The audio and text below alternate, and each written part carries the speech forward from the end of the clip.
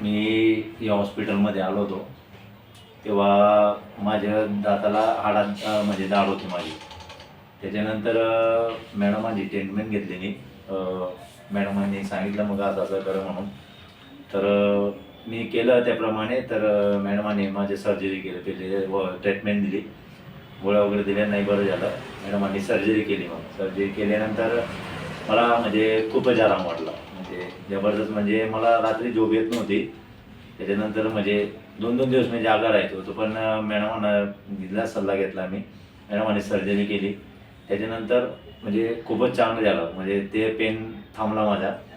नंतर परत माझ्या एका दुसऱ्या त्याच्या आधीच्या दाताला प्रॉब्लेम आला.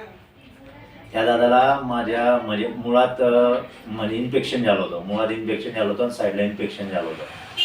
तर त्या इन्फेक्शनला पण आता मॅडमांनी म्हणजे सॉल्व केलं आहे बऱ्यापैकी, म्हणजे झालंच आहे. आता फायनल ट्रीटमेंट होती माझी, कॅप बसवलेली आहे.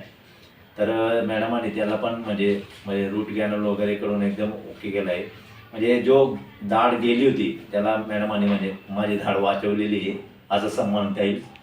आणि आता मी रूट कॅनल केल्यानंतर 8 दिवसापासून ट्रीटमेंट चालू आहे माझी. आज फायनल ट्रीटमेंट होती, कॅप बसवली आज मी. आता एकदम ओके, हॅपी मी. ओके.